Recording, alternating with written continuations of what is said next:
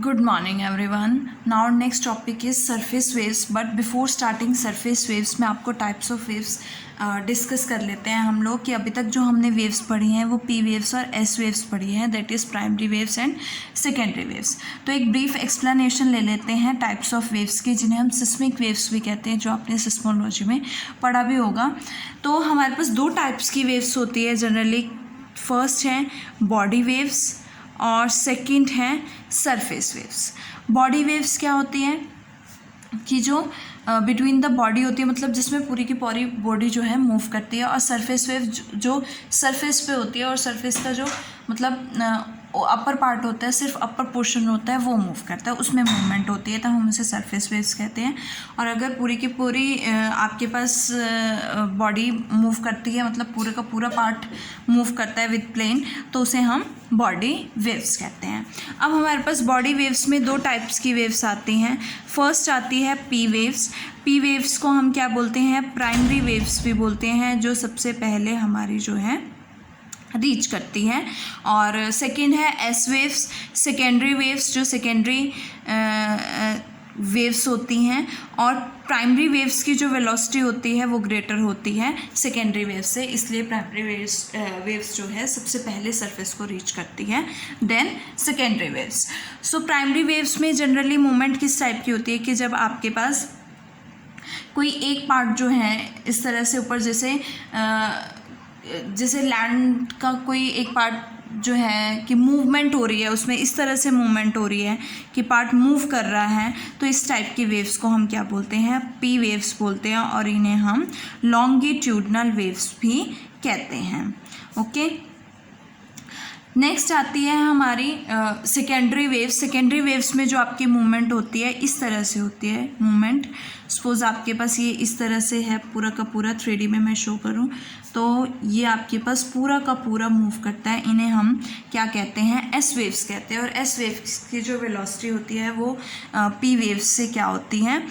कम होती है। जो मैंने आपको एक्सप्लेन किया था कि पी वेव्स में हम वेलोसिटी अल्फ़ा लेते हैं, और सेकेंडरी वेव्स की वेलोसिटी हम बीटा लेते हैं, जहाँ पे आपके पास बीटा की वैल्यू क्या है? Square root mu upon rho, और अल्फ़ा की वैल्यू आपके पास क्या होती है? Square root lambda plus 2 mu upon rho. ये आपने पढ़ा है कि अल्फ़ा की value square root lambda plus 2 mu upon rho है, और बीटा की square root mu upon rho, और अल्फ़ा जो है वो ग्रेटर होता है बीटा से, बिकॉज अल्फ़ा जो है वो फास्टर ट्रैवल करता है बीटा से। नेक्स्ट हमारी टाइप आती है सरफेस वेव्स।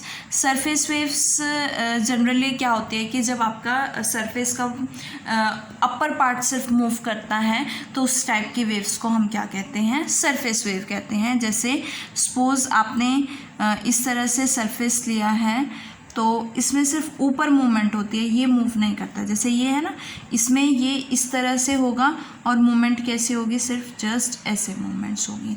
इसमें दो टाइप्स की वेव्स होती हैं, लव वेव्स, और सेकंड क्या है? रेले वेव्स है, जो हम आगे पढ़ेंगे, रेले वेव्स।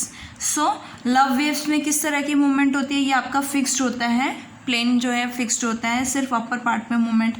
एक सरफेस वेव का मैं आपको एग्जांपल दे दूं कि जब आपके पास सपोज वाटर है कहीं पर कि रिवर में या कहीं पर भी, हम अगर वाटर में एक स्टोन थ्रो करते हैं तो वो लिटिल पेनिट्रेट करता है, और वेव्स शो होती है, तो वो वेव्स अपर सरफेस पे शो होती है ना, तो उसे हम क्या कहते हैं? सरफेस वेव्स कहते हैं। इस तरह की इससे सिमिलर जो वेव्स होती हैं वो हमारी सरफेस वेव्स होती हैं।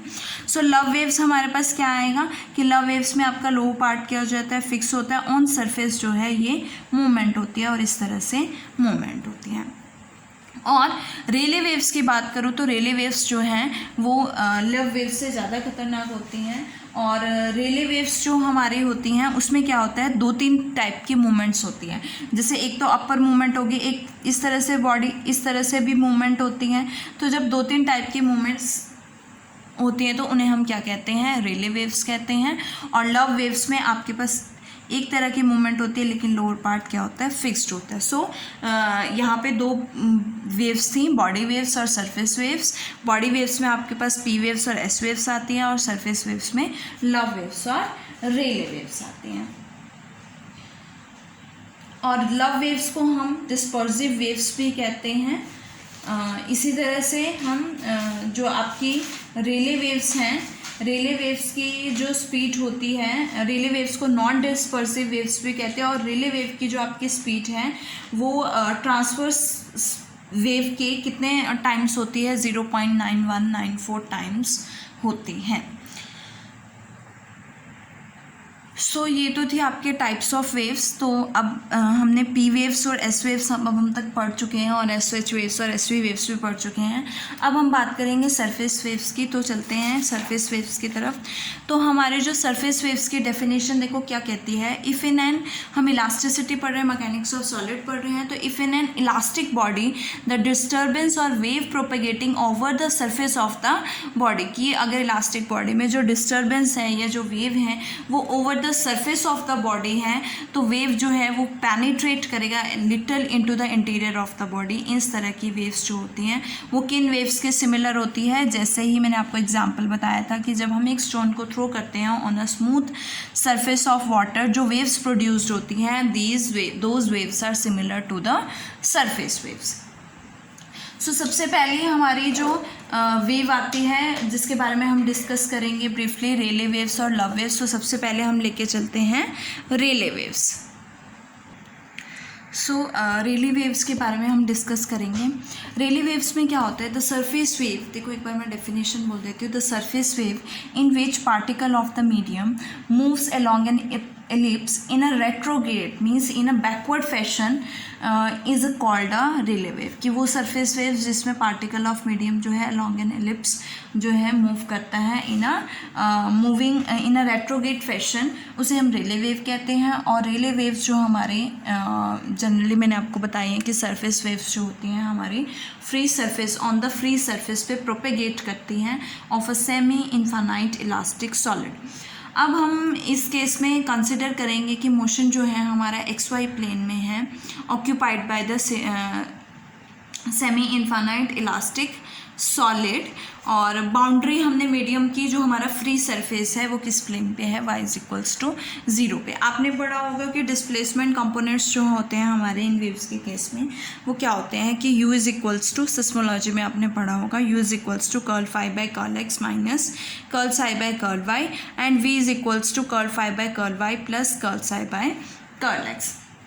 और फाई और साई इस तरह से होते हैं कि फाई और साई जो हैं वो सेटिस्फाई करेंगे, सेटिस्फाइज वेव इक्वेशन। कौन सी होती है आपके पास वेव इक्वेशन कि डेल स्क्वायर फाई जो है वो किसको 1/अल्फा square curl square phi by curl T square, और डेल स्क्वायर साई जो है 1/बीटा square and curl square psi by curl T square.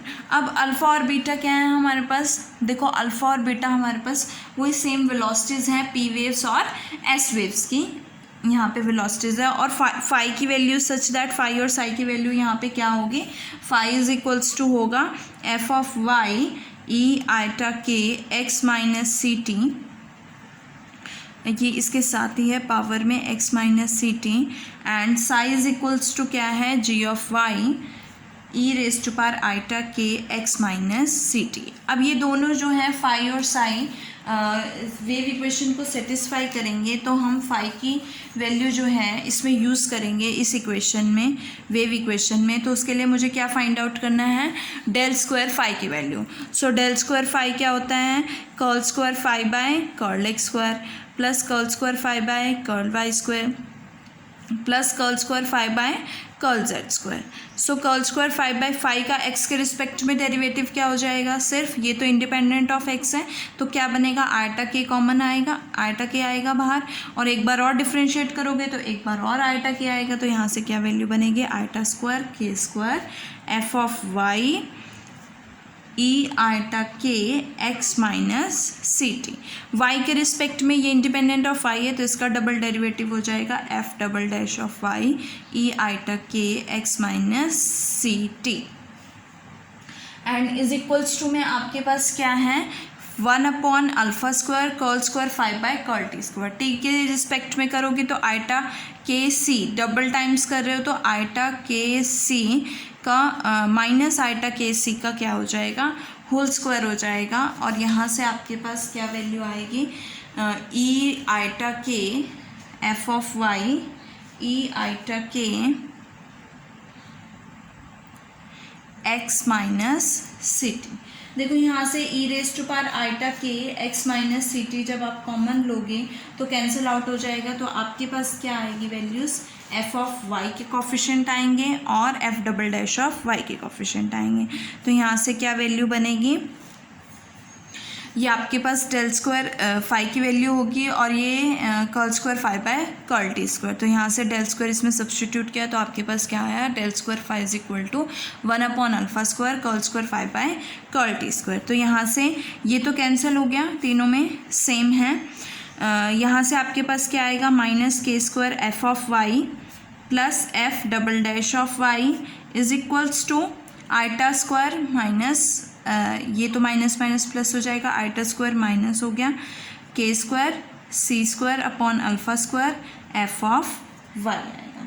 Left hand side में ले आओ, यहाँ से क्या बनेगा, F double dash of Y plus F of Y common आएगा तो K square C square upon alpha square plus क्या बनेगा, K square F of Y is equals to 0। यहाँ से के स्क्वायर कॉमन ले लो, माइनस के स्क्वायर कॉमन लिया तो यहाँ पे क्या आएगा, 1 minus C square upon alpha square F of Y is equals to 0।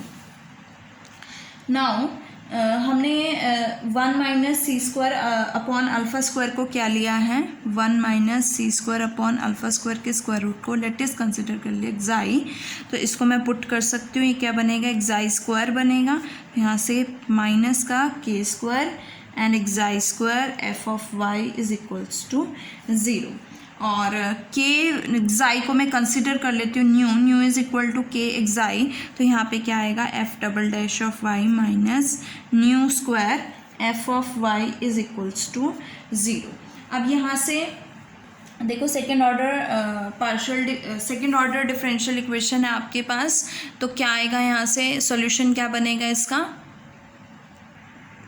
देखो ये डिफरेंशियल इक्वेशन है और इस डिफरेंशियल इक्वेशन का सॉल्यूशन क्या बनेगा, देखो एफ डबल आपके पास वाई के प्लेस पे एफ का डबल डेरिवेटिव है तो क्या बनेगा, D square minus V square is equals to 0 and we get D is equals to D square is equal to V square and D is equal to plus minus V हो जाएगा। So यहाँ से आपका जो solution आएगा that is F of Y की value होगी वो क्या बनेगी, E raise to power plus minus V Y हो जाएगी। अब हमारे पास फाई की वैल्यू क्या हो जाएगी, F of Y E raise to power eta के एक्स माइनस सी टी, ये वैल्यू है। तो एफ ऑफ वाई सब्सटीट्यूट करोगे तो आपके पास क्या आएगा, यहाँ से ई raise to power plus minus V Y E raise to power eta के एक्स माइनस सी टी।